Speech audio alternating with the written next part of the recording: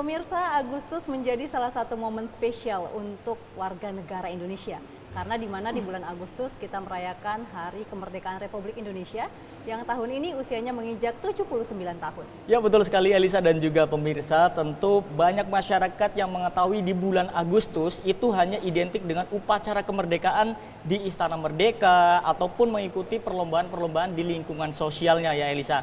Padahal DPR RI ini di bulan Agustus memiliki agenda juga yang sangat penting yang dilaksanakan setiap tanggal 16 Agustus setiap tahunnya. Betul sekali Alfat, karena di mana di setiap tanggal 16 Agustus ini pemirsa, di Komplek Parlemen Senayan Jakarta ini akan dilaksanakan pidato Presiden dan juga ada sidang tahunan MPR RI dan sidang bersama DPR dan DPD RI. Wow, ini menjadi momen sakral yang tentunya kita laksanakan setiap tahun Alfat. Betul, tapi kita akan membahasnya tidak sendirian tentunya Elisa ya. Ada yang seseorang yang tentu expert di dalam menyelenggarakan event-event tahunan seperti yang sangat luar biasa ini ya. Ini ada Ibu Supri Hartini selaku Deputi Bidang Persidangan Setjen DPR RI. Ibu, terima kasih sudah hadir. Sehat Ibu? Alhamdulillah sehat. Terima kasih Mas Alfred. Terima kasih Mbak. Terima kasih Ibu. Ibu, kalau misalkan langsung saja nih Bu, sejauh ini untuk menghadapi event sakral Ibu, kita bisa sebut event sakral ini sudah sejauh mana progresnya atau persiapannya yang dilakukan di bagian persidangan tersebut Bu? Oke. Terima kasih, Alhamdulillah tak terasa ya kita tinggal beberapa hari lagi akan menuju tanggal 16 Agustus di mana pada tanggal 16 Agustus ini nanti akan ada 2 event kenegaraan. Yang pertama adalah sidang tahunan dan sidang bersama DPR dan DPD dan kedua adalah sidang paripurna RAPBN tahun anggaran 2025. Pada saat sidang yang pagi ini, karena ini kebetulan bertepatan dengan hari Jumat tanggal 16 Agustus, maka nanti kita akan memulai pagi yaitu pada sekitar pukul 9.30. Pukul 9? Ya, pukul 9 ya. Jadi sidang tahunan MPR dan sidang bersama sidang bersama DPR dan DPD ini dilaksanakan seperti tahun-tahun yang lalu. Kita jadikan satu ya, karena memang ini sudah disepakati bersama dan juga sesuai dengan arahan dari pimpinan dan juga dari Sekretariat Negara sudah kami komunikasikan dan alhamdulillah sudah disetujui. Jadi nanti eventnya masih seperti pelaksanaan tahun yang lalu, ya tahun-tahun sebelumnya. Namun karena hari Jumat kita akan mengusahakan sidang ini selesai sebelum pukul 11.30. Kita sudah sholat Jumat Bu ya? Karena akan memasuki sholat Jumat. Lalu untuk siangnya kita akan melaksanakan sidang RAPBN tahun anggaran 2025 di mana nanti ada pidato Ibu Ketua yang akan membuka sidang paripurna RAPBN merupakan sidang DPR ini ya. Lalu nanti juga ada pidato Presiden dalam rangka penyampaian nota keuangan keterangan pemerintah terhadap RAPBN tahun anggaran 2025. Jadi Presiden pidato lagi Bu ya di siang harinya. Jadi Presiden akan pidato 2 kali. Nah ini mungkin momen yang sidang kedua ini ya, pidato Presiden yang pengantar nota keuangan ini biasanya ditunggu-tunggu nih oleh masyarakat dan apalagi juga ASN ya Bu ya. Betul ya, mudah-mudahan ada kabar baik ya untuk kita semua. Nah ini kan Bu kurang lebih sama nih agendanya dengan tahun-tahun sebelumnya. Biasanya nih Bu, dari persiapan dari setiap tahunnya ini, apa sih Bu hal menarik dari sisi Ibu sebagai mengurusin persidangan untuk agenda ini, apa itu Bu?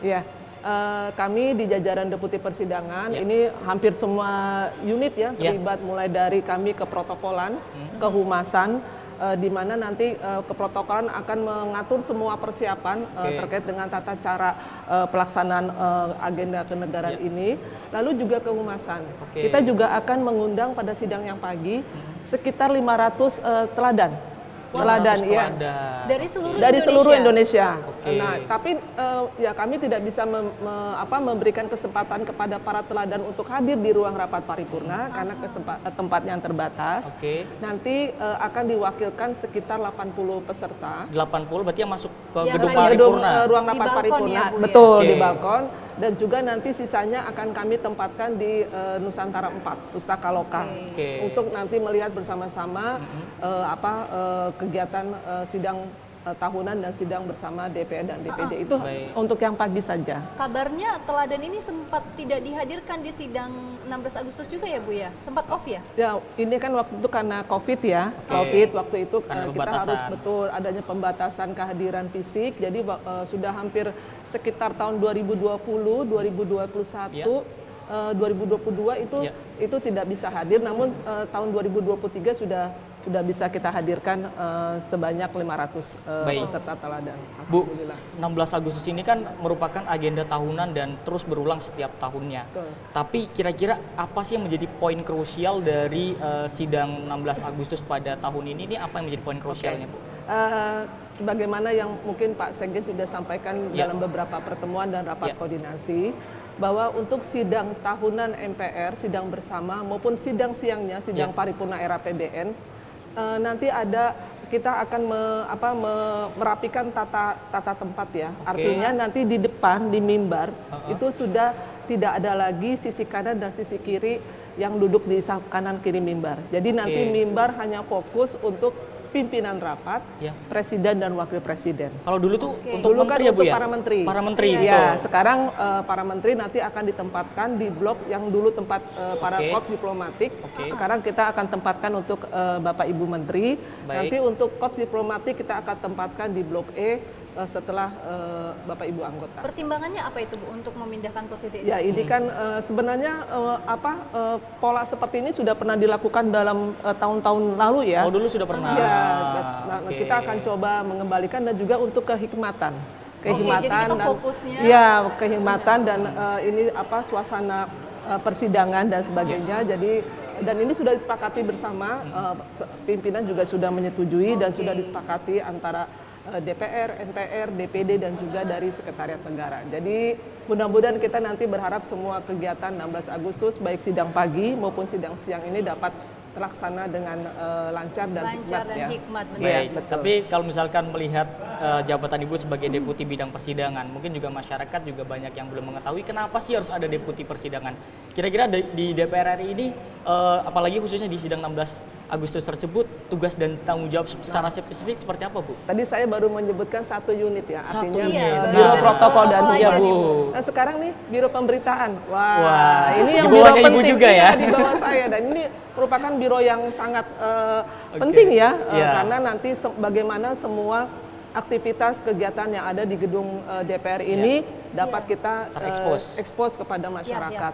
Dan juga alhamdulillah teman-teman di Biro Pemberitaan juga sudah mempersiapkan dengan sebaik-baiknya, sudah dilakukan koordinasi dengan seluruh pemberitaan yang ada di MPR, DPD maupun dengan Sekretariat Presiden. Jadi kita berharap ini juga sangat menunjang. Oke. Tapi kan Bu, ini kan untuk di dalam aja nih, dibawa sebagai Deputi Persidangan. Koordinasi dengan pihak luar gimana sih Bu? Boleh diceritakan sedikit? Apalagi melibatkan RI 1 ya, Elisa ya? Iya. Dengan Pas Pampres atau misalkan keprotokolannya dari Sekretariat Presiden, seperti itu seperti apa, Bu? Ya, jadi DPR ini kan kegiatannya tidak hanya untuk yang seperti 16 Agustus ya, tapi untuk setiap tahun sidang kita juga melakukan koordinasi dengan pihak luar. Ya, alhamdulillah untuk 16 Agustus ini kita sudah menjalin komunikasi dan koordinasi yang baik dengan Sekretariat Negara, dengan Sekretariat Presiden, Wapres dan juga pihak-pihak luar. Mungkin dengan Pas Pampres dan sebagai pihak keamanan dari Kedeputian Administrasi juga sudah melakukan koordinasi di bawah pimpinan Pak Sekjen ya. Jadi kita berharap yang di mana lini-lini yang komunikasi kita dengan pihak luar ini sudah kita lalui dan sudah kita terus koordinasikan dengan baik. Baik, tadi kalau misalkan Ibu juga menyebutkan teladan, Ibu. Ya. Sebenarnya apa sih, Bu, maksud dan tujuan dengan adanya teladan? Tapi dijawab nanti, Bu, setelah segmen berikutnya, Bu. Jangan kemana-mana pemirsa, tetaplah bersama kami di Kabar Nusantara.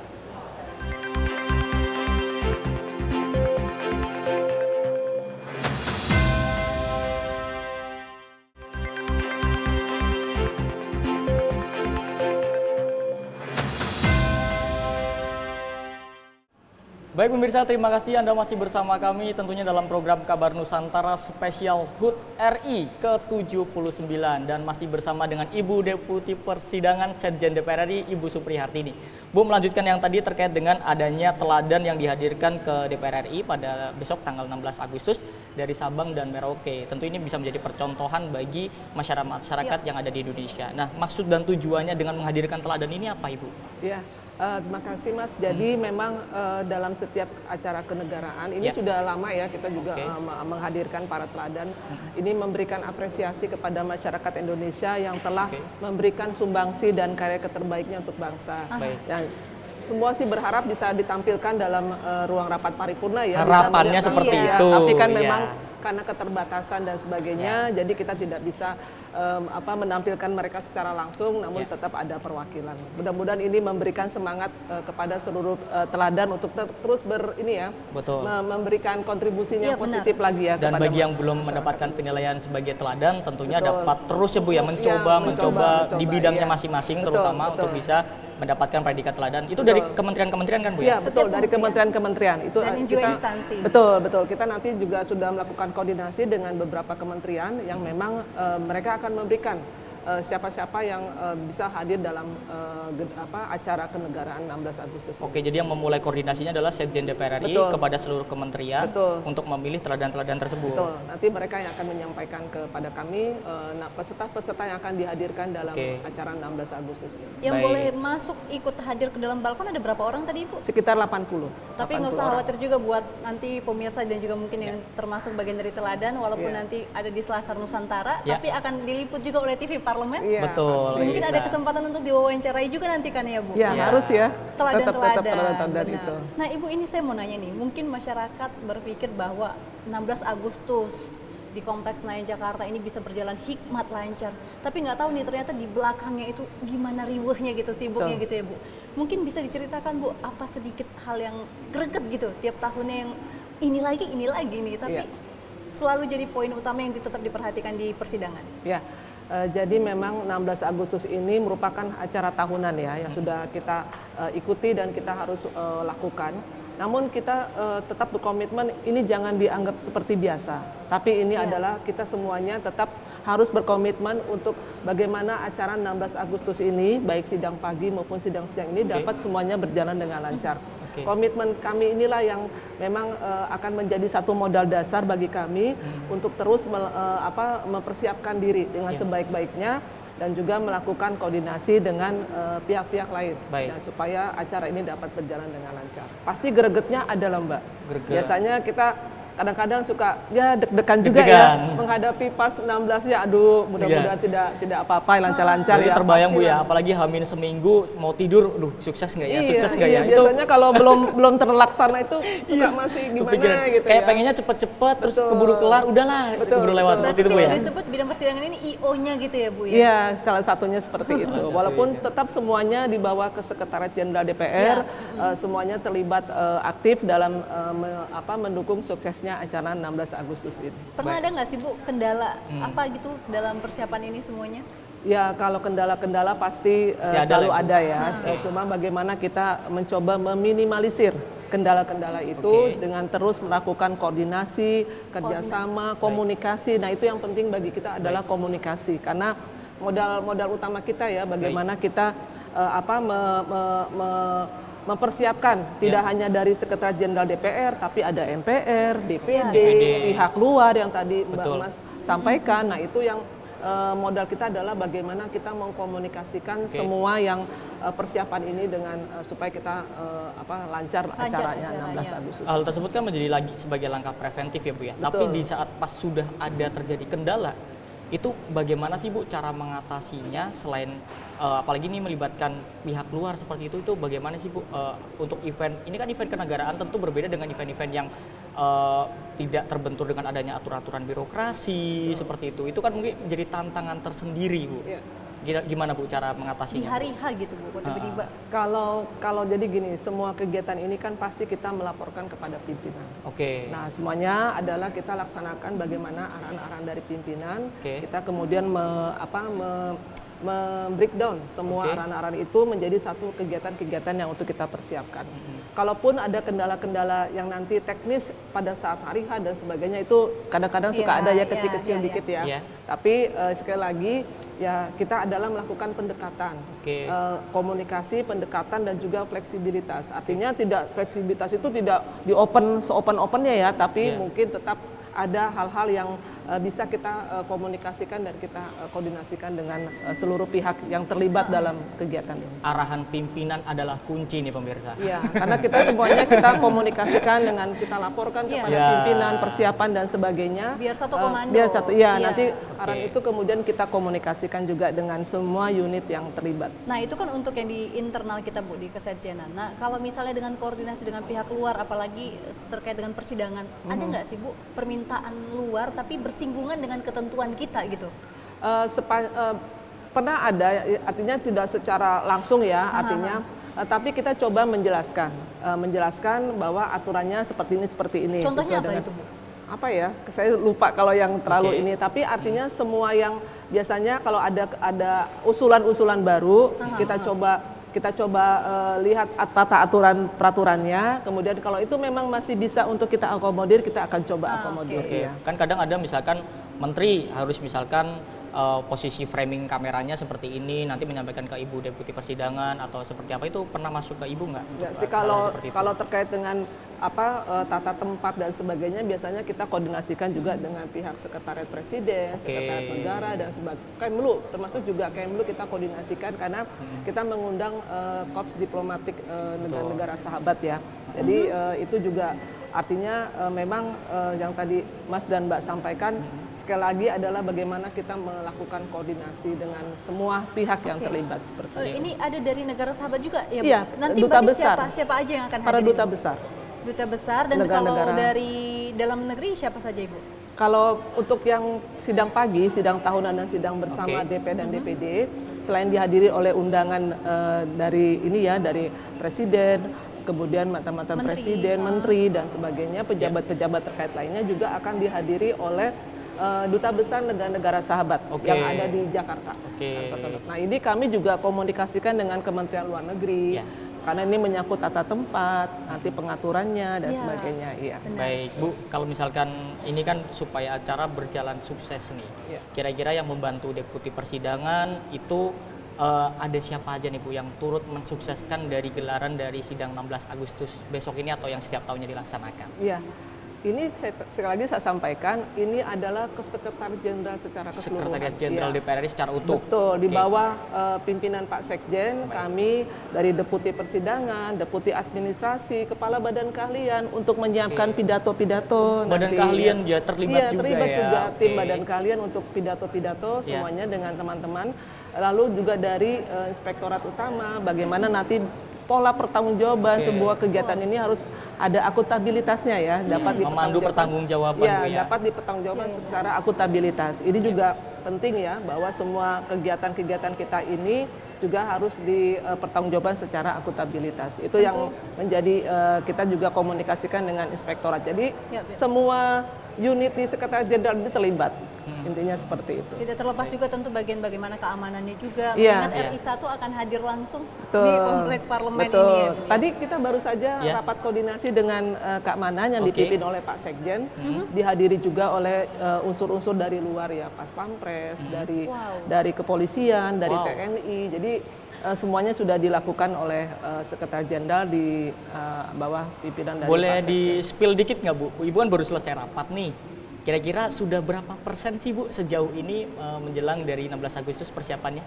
Kalau kami di persidangan persidangan ini alhamdulillah sudah di atas 90% nih. Di atas 90%. Iya, karena sudah memang tinggal menghitung hari kan kita ya. Semua dari sisi keprotokolan, pemberitaan, kemudian dari kehumasan dan juga dari persidangan, yang utama dari persidangan ya. Kami juga sudah insya Allah sudah mendekati 99% lah, mudah-mudahan ya. Mudah-mudahan masih kita terus melakukan komunikasi dan persiapan-persiapan final. Dan nanti tanggal 14 kita akan melakukan gladi kotor. Oke, 14 Bu ya. 14 gladi kotor. Kemudian tanggal 15 kita akan melakukan gladi bersih. Gladi bersih. Nah, ini pasti semua yang unit terlibat kan juga akan hadir ya dengan kegiatan itu. Tidak hanya dari internal kita tapi juga dari pihak luar. Pihak luar juga. Nanti kita akan kulik lagi pemirsa bagaimana sebenarnya persiapan selanjutnya dari DPR RI khususnya dari bidang persidangan. Tetap bersama kami di Kabar Nusantara.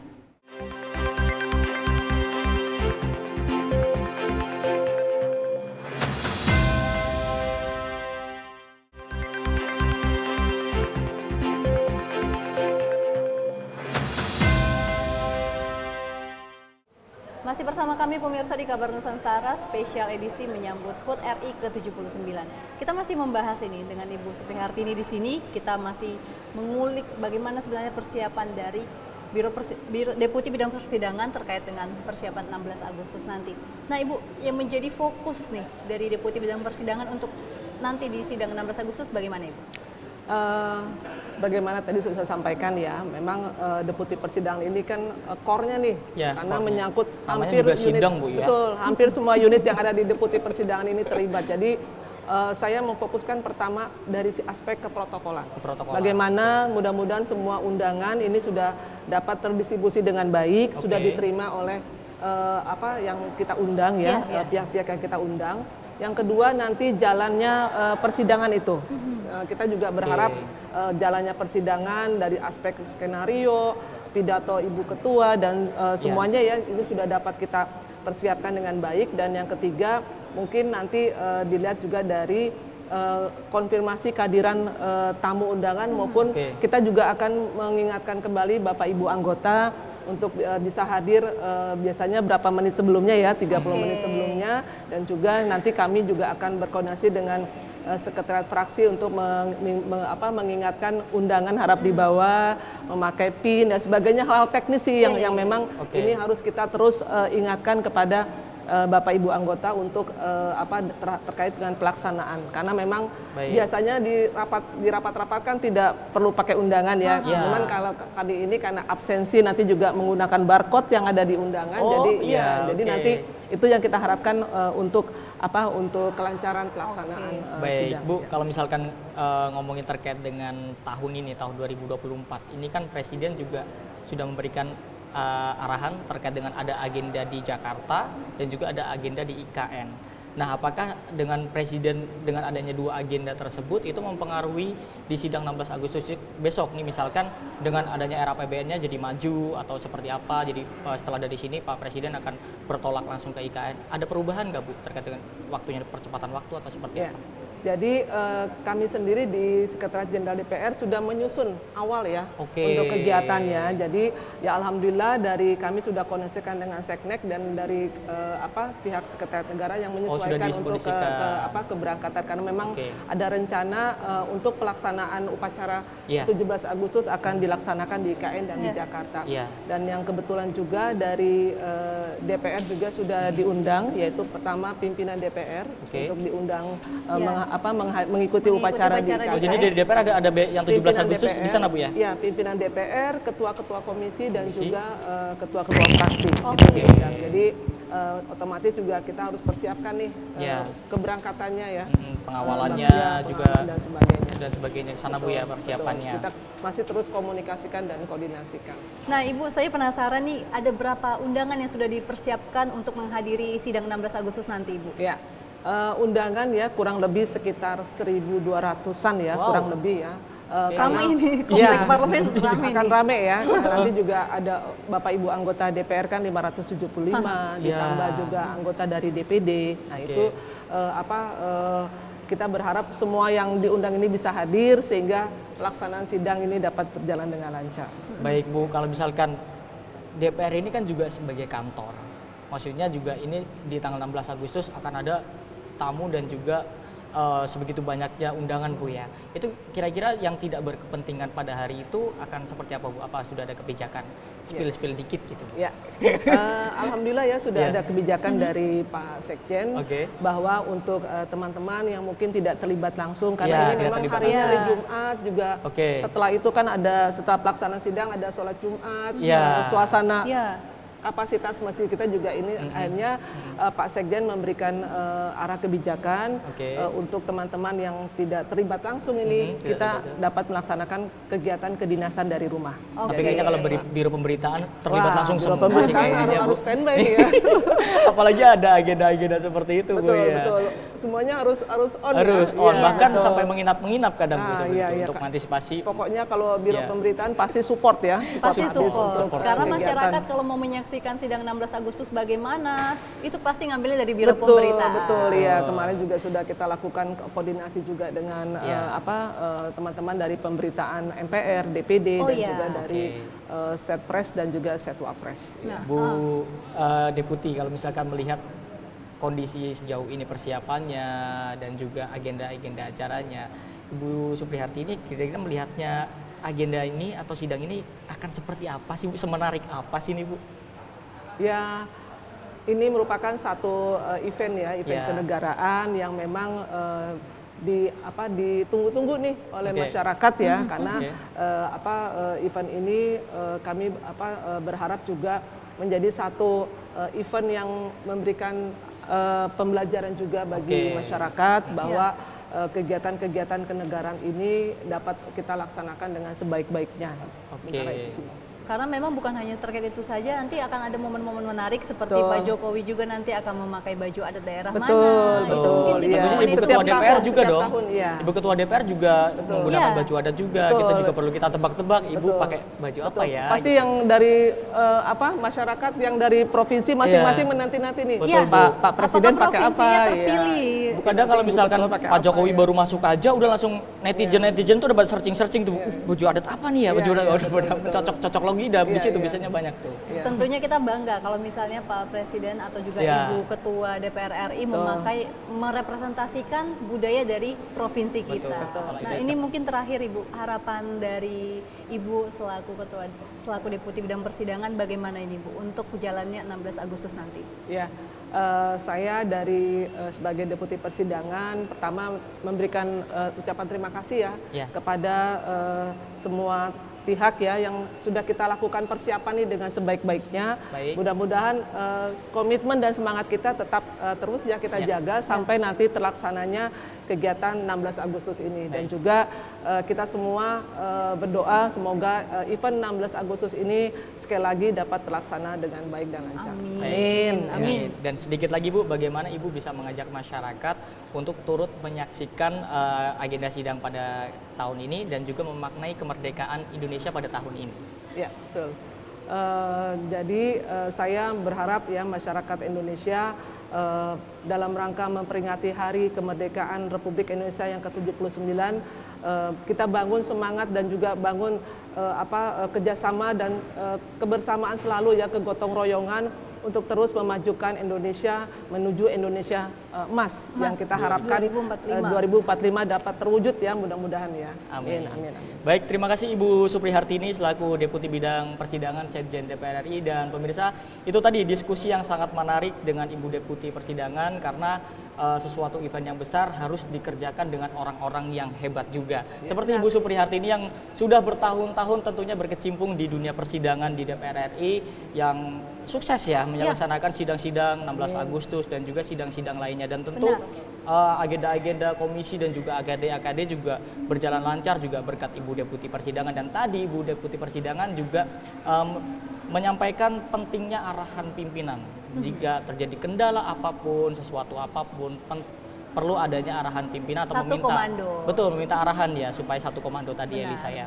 Dan pemirsa, demikianlah akhir dari Kabar Nusantara spesial edisi menuju HUT RI ke-79. Saya Elisa Purba juga rekan saya Salvat Rizky. Pemirsa, sampai berjumpa kembali di Kabar Nusantara selanjutnya. Sampai jumpa.